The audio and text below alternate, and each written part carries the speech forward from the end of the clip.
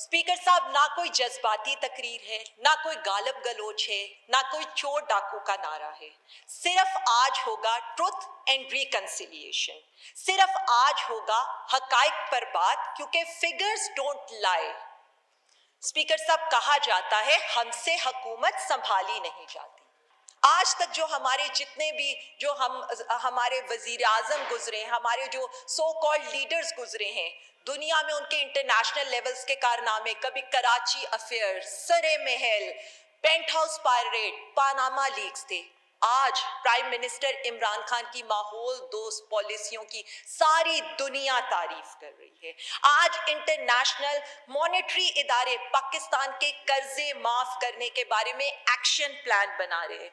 Speaker साहब, मैं तो एक ही बात कहूंगी, e commerce policy Imran Khan बनाए, अमेज़न को पाकिस्तान में इमरान खान लेकर आए, EV policy, automobile development policy Imran Khan बनाए, mobile manufacturing policy Imran Khan बनाए, SME policy, industrial policy Imran Khan बनाए, बंद पड़ी इंडस्ट्रीज को फुल कैपेसिटी में इमरान खान चलाए, special economic zones Imran Khan बनाए, एक्सपोर्ट इमरान खान बढ़ाए, खसारे इमरान खान कम करे, नए नहरी निजाम इमरान खान बनाए, नए अस्पताल, नए सस्ते घर, नई अपनी गाड़ी इमरान खान बनाए, इदारों में इस्लाहात इमरान खान लेकर आए, दुनिया में नामूसे रिसालत का परचम इमरान खान लहराए और गरीबों को राशन छत इमरान खान दे। कर्जे इमरान खान उतारे, पुरानी हुकूमतों के हारे हुए केसों पर अरबों डॉलर का जुर्माना भी इमरान खान माफ करवाए, वजीर आजम हाउस का पैसा भी इमरान खान बचाए और टैक्स कलेक्शन भी इमरान खान ही बचाए। लेकिन हुकूमत हमसे संभाली नहीं जाती। स्पीकर साहब, एक वक्त था जब सेक्रेटरी ऑफ स्टेट एक फोन कॉल पर उनको हवाई अड्डे दे दिए जाते थे। ड्रोन हमलों से शहीद होने वालों को कहा जाता था कि आप फिक्र ना करें, collateral damage does not bother us. नायब सदर की एक थपकी के ऊपर कारगिल प्लेट में रखकर दे दिया जाता था और ड्रोन हमलों पर यहीं पर इसी ऐवान में हुकूमती बेंचों से डेस्क बजाए जाते थे। एक अकेला Imran Khan NATO supply drone attacks के खिलाफ लड़ा है, आज भी लड़ रहा है। एब्सोल्युटली नॉट, दो अल्फाज कहने को प्राइम मिनिस्टर के दो अल्फाज, लेकिन ये खुला ऐलान है कि पाकिस्तान में अब सिर्फ अवाम की मफाद के फैसले होंगे। हरे पासपोर्ट की इज्जत प्राइम मिनिस्टर इमरान खान कराए। अमेरिका और इस्राइल की आंखों में आंखें डालकर प्राइम मिनिस्टर इमरान खान बात करे।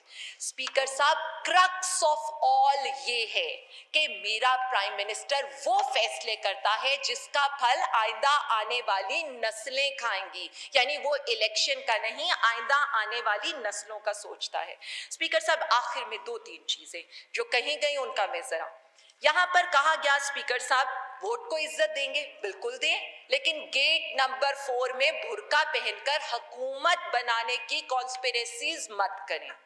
वोट को इज्जत दें, लेकिन 2018 से पहले अपनी कैबिनेट फाइनल मत करें। वोट को इज्जत दें, लेकिन इलेक्शन की रात को सिपा सालार से अपनी सीट की फोन कॉल पर भीख मत मांगें। वोट को इज्जत दें, लेकिन कोविड के बाद भागे भागे यहाँ पर शेरवानी पहनने ना आए। वोट को इज्जत दें, लेकिन एक्सटेंशन के लिए लाइन लगाकर बाल बनाकर सूटेड बूटेड होकर मत पहुंचे। वोट को इज्जत दें, लेकिन नेशनल सिक्योरिटी ब्रीफिंग में बोतल थामे सिपा सालार को इनकी खूबियां ना गिनवाएं, क्योंकि सारी दुनिया को पता है कि वो क्या कर रहे हैं। स्पीकर साहब, बहुत खुशी होती कि यहाँ पर मेरे फाजिल मेंबर सिंध के स्टूडेंट्स के लिए भी आवाज उठाते, जहाँ पर व्हाट्सएप पर पर्चे लीक हो रहे हैं, जहाँ पर सरेआम चीटिंग हो रही है और जहाँ पर इम्तहानी मराकज के अंदर टिकटॉक बन रही है। ये यहाँ पर कश्मीर इलेक्शन पर वो भी बात करते कि जब जलसे के अंदर अवाम के ऊपर पैसा फेंका जा रहा है। ज़र मुबादला के ज़खायर जो पीपल्स पार्टी के आखिरी दौर में 7.2 बिलियन डॉलर तक गिर गए थे, पीएमएलएन के आखिरी 3 सालों में 2.3 बिलियन डॉलर तक गिर गए थे। और जब हमने हुकूमत संभाली तो हम ना डेट रीपेमेंट्स कर सकते थे और ना मुल्क चला सकते थे। तो पीटीआई के इन 3 सालों में आज यही foreign exchange reserve 8 billion dollar तक बढ़ के 24 बिलियन डॉलर तक हो गए हैं। स्पीकर साहब, हुकूमत हमसे संभाली नहीं जाती, लेकिन जो इंपोर्ट बिल पीपल्स पार्टी के आखिरी 2 सालों में 4.5 बिलियन डॉलर बढ़ गया था। पीएमएलएन के आखिरी 3 सालों में 15 बिलियन डॉलर बढ़ गया था और हमने एक इंपोर्ट बेस्ड इकोनॉमी इनहेरिट की थी। डिस्पाइट के कोविड के एक्सपेंसेस हैं, डिस्पाइट के पूरी दुनिया में फूड इन्फ्लेशन यानी खाने पीने की अशिया की महंगाई 40% तक हो गई है, हमारा इंपोर्ट बिल 4.5 बिलियन डॉलर कम हो गया है। ये आई ओपनर है उन सब लोगों के लिए जो ये कहते थे कि आटा चीनी इंपोर्ट कर करके हमें ताने दिए जाते थे। स्पीकर साहब, हमसे हुकूमत संभाली नहीं जाती, लेकिन हमारी जो एक्सपोर्ट ऑफ गुड्स है जो पीपल्स पार्टी के आखिरी 2 सालों में 350 मिलियन डॉलर से ड्रॉप कर गई थी, पीएमएलएन के आखिरी 3 सालों में 660 मिलियन डॉलर से ड्रॉप कर गई थी। और अगर मैं चौथे साल में देखूं तो 25 बिलियन डॉलर से 20 बिलियन डॉलर पर आ गई थी। आज पीटीआई के 3 सालों में उसमें 2 बिलियन डॉलर का इजाफा हो गया है और highest in the history of Pakistan 25.3 billion dollar तक पहुंच गई है। स्पीकर साहब, हमसे हुकूमत संभाली नहीं जाती, लेकिन जो हमारी टोटल एक्सपोर्ट है यानी गुड्स और सर्विसेज की, जो पीएमएलएन के आखिरी 3 सालों में 1.1 बिलियन डॉलर कम हुई थी, आज पीटीआई के इन 3 सालों में 2.8 बिलियन डॉलर बढ़ गई है। यानी आज हमारी total export 31.2 billion dollar cross कर गई है, जो हमारी पाकिस्तान की हिस्ट्री का एक रिकॉर्ड है। स्पीकर साहब, हमसे हुकूमत वाकई नहीं संभाली जाती और टेक्सटाइल सेक्टर तो बिल्कुल ही नहीं संभाला जाता, जो पाकिस्तान की बैकबोन है इकोनॉमी की। स्पीकर साहब, जब पीपल्स पार्टी के लास्ट 2 इयर्स थे तो यहाँ पर 14 मिलियन कॉटन बेल्स थी, 14 मिलियन कॉटन बेल्स। उसके बावजूद इनके आखिरी 2 सालों में 720 मिलियन डॉलर की एक्सपोर्ट टेक्सटाइल में ड्रॉप हुई थी।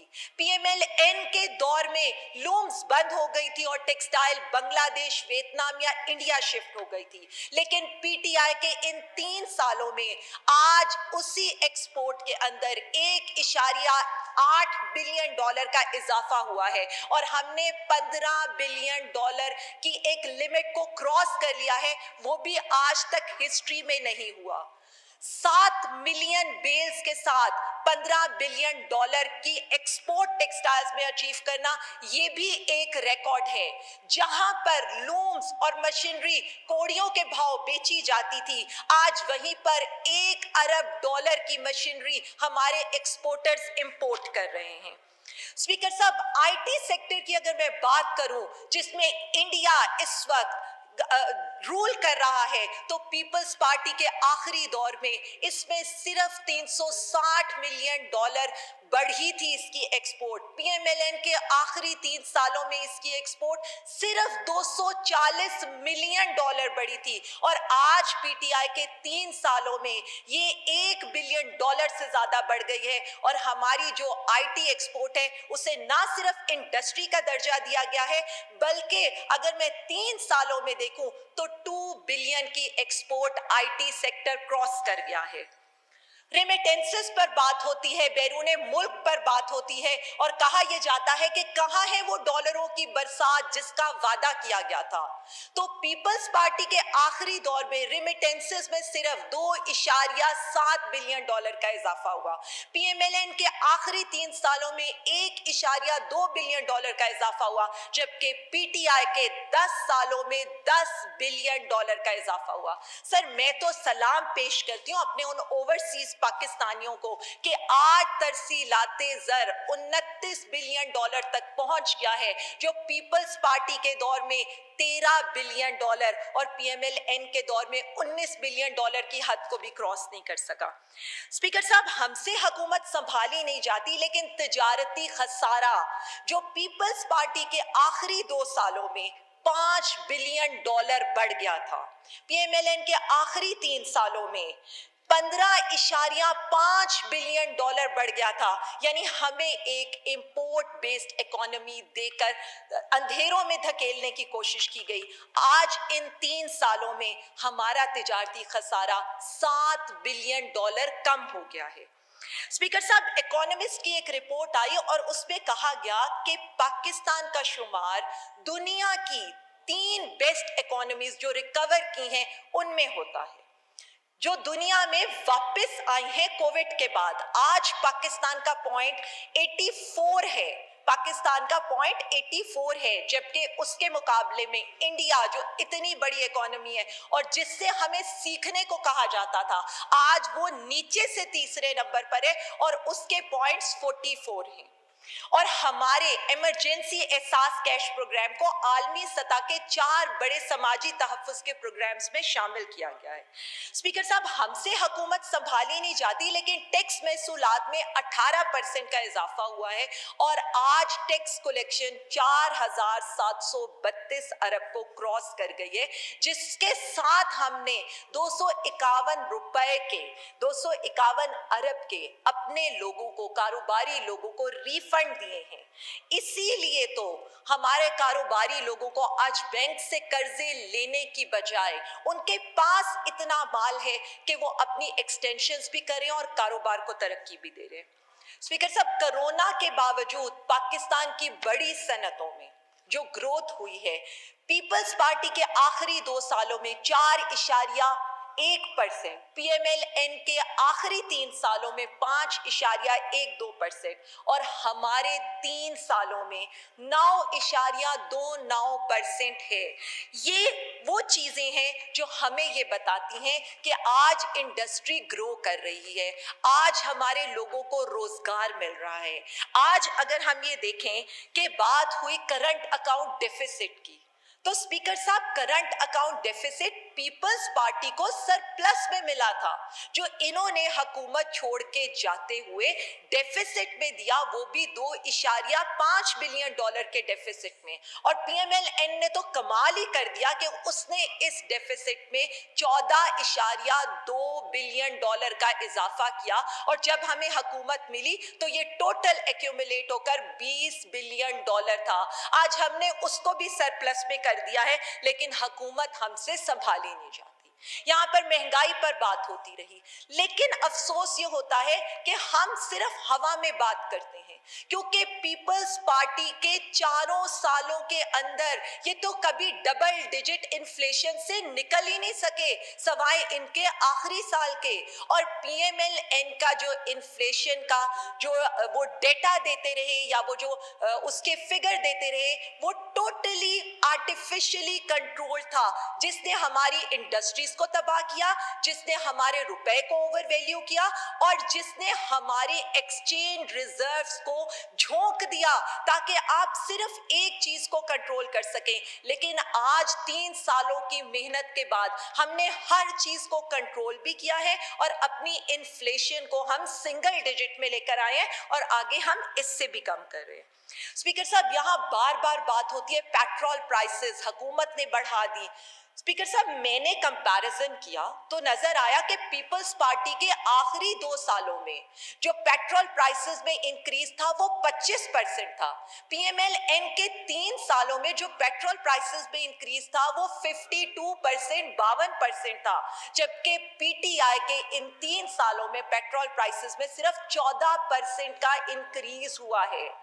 हम अगर इलेक्ट्रिसिटी की प्राइसेस देखते हैं तो स्पीकर साहब, ये जो तजर्बाकार हुकूमतें थी ना, इन्होंने 40% जायद और 30% एक्सपेंसिव महंगे बिजली के सौदे किए। इन्होंने आज जो हमारी ये नातजर्बाकार हुकूमत है, जिसे ये नाअहल हुकूमत कहते हैं, उसने ना सिर्फ गर्दिशी कर्जे में 200 अरब बचाए हैं, आईपीपीस के मुआहदों पर नजरसानी करके 800 अरब बचाए हैं, और एलएनजी के 30% सस्ते सौदे किए हैं। अगर मैं कंपैरिजन इलेक्ट्रिसिटी प्राइसेस का दूं तो पीपल्स पार्टी के 5 सालों के अंदर इलेक्ट्रिसिटी की प्राइसेस में 95% इजाफा हुआ, जबकि पीटीआई हुकूमत की 3 सालों के अंदर हमने 17% इलेक्ट्रिसिटी प्राइसेस में इंक्रीज किया, और उसके साथ हमें जो बैकलॉग पीएमएलएन से मिला वो तकरीबन कोई 16% का था। तो ये तो वो कंपैरिजन है महंगाई का, इलेक्ट्रिसिटी प्राइसेस का, पेट्रोल प्राइसेस का। स्पीकर साहब, कहा जाता है कि ज़राअत हमसे संभाली नहीं जाती, तो हम एक कंपैरिजन करते हैं कि हमने कहा वीट क्रॉप, गंदम बेसिक चीज है, पीपल्स पार्टी के दौर में 4% मिलियन टन्स में इसकी प्रोडक्शन में कमी आई, पीएमएलएन के दौर में 0% इंक्रीज हुआ, और आज पीटीआई गवर्नमेंट के अंदर 9% मिलियन टन्स के अंदर इसकी ग्रोथ हो रही है। मेज की क्रॉप की आप बात करें, पीपल्स पार्टी के दौर में 40, इसके अंदर 14% का इंक्रीज आया, पीएमएलएन के दौर में 19% का, लेकिन पीटीआई ने इसी फसल के अंदर 43% का इंक्रीज दिया, और वजह सिर्फ इतनी ही है कि काश्तकार को बर वक्त पैसे मिले, काश्तकार को उसके फसल की सही कीमत मिली। स्पीकर साहब, कहा जाता है कि सरमायाकारों को हम पर एतमाद नहीं, stock exchange is the mayor for it. आज हमारी स्टॉक एक्सचेंज दुनिया की 4थी बेस्ट स्टॉक एक्सचेंज है। 2004 के बाद पहली मर्तबा एक पूरे कारोबारी हफ्ते के अंदर अरबों के शेयर्स का कारोबार हुआ, जिसका मैं अगर आपको एवरेज बताऊं तो इसकी वैल्यू ट्रेडेड पर डे कोई 28 बिलियन की बन रही है, और इसकी कंपनीज को जो रेट ऑफ रिटर्न मिला है वो 37% है, और यही सरमायाकारों का एतमाद है हमारी हुकूमत के ऊपर। स्पीकर साहब, आज 19 न्यू एंट्रेंट्स ऑटोमोबाइल में आ रहे हैं, 21 नई कंपनियां मोबाइल मैन्युफैक्चर करने पाकिस्तान में आ रही हैं। आज कार्स की सेल, ट्रैक्टर्स की सेल्स, बाइक्स की सेल्स में इजाफा हो रहा है। स्पीकर साहब, हमसे हुकूमत संभाली नहीं जाती, लेकिन ब्लूमबर्ग और आईएमएफ क्या कह रहा है? वो ये कह रहा है कि पाकिस्तान का डेट टू जीडीपी आज तक, ये जो पिछले साल है उसमें बिल्कुल नहीं बदला, जबकि दूसरी जो इमर्जिंग कंट्रीज हैं उसमें 10% का चेंज आया। स्पीकर साहब, अभी सुन रहे थे थोड़ी देर पहले ही कि बेरोजगारी हो गई और हम लोगों को रोजगार प्रोवाइड नहीं कर पाए। स्पीकर साहब, मुझे आज तक ऑपोजिशन ने कोई आदादोशुमार, कोई फिगर हवा में आकर बात करते हैं, कोई इनके पास रिपोर्ट नहीं होती। मैं स्टेट बैंक ऑफ पाकिस्तान की रिपोर्ट लेकर आई हूं, जिसके लिहाज से नवंबर 2020 के अंदर कोरोना की वबा की वजह से बेरोजगार हुए 1,75,00,000 वर्कर्स दोबारा बरसरे रोजगार हो गए। ये नवंबर की रिपोर्ट है, और ऑफ कोर्स उसके बाद इतने महीने गुजर चुके हैं और कितने लोगों को economic zone, textile sector, automobile sector, IT sector की वजह से रोजगार मिल चुका है। और तब जो एम्प्लॉयमेंट की ग्रोथ थी पंजाब में वो पॉजिटिव 4% थी, जबकि सिंध के अंदर वो नेगेटिव 8% थी। यानी अगर कहीं पर लोगों को एम्प्लॉयमेंट नहीं मिली तो वो सिंध है, जबकि केपीके और पंजाब अपने लोगों को जो बेरोजगार हो चुके थे उन्हें रोजगार प्रोवाइड कर चुका है। स्पीकर साहब, मैं तो सिर्फ एक बात करके खत्म करूंगी। स्पीकर साहब, नेशनल सिक्योरिटी ब्रीफिंग हुई, मेरे सारे मेंबर्स ने कहा बहुत अच्छी थी, होनी भी चाहिए, ब्ला ब्ला ब्ला। मैं तो सिर्फ इतना कहूंगी कि क्या ये ब्रीफिंग सिर्फ फ्रंट बेंचर्स के लिए है? क्या ये ब्रीफिंग, क्या हम कोई लेस पार्लियामेंटेरियंस हैं? मेरा तो सिपा सालार से ये सवाल है कि हम भी अपने हलकों की नुमाइंदगी करते हैं, हम भी बैनुल अक़वामी उमूर को समझते हैं और हम भी ये चाहते हैं और मुल्क से उतने ही वफादार हम भी हैं। मेरे ख्याल में जितना सपोर्ट हम यहाँ पर उनकी अपने मुल्क की करते हैं, आइडियली ये ब्रीफिंग पूरी पार्लियामेंट के लिए होनी चाहिए थी। Thank you sir.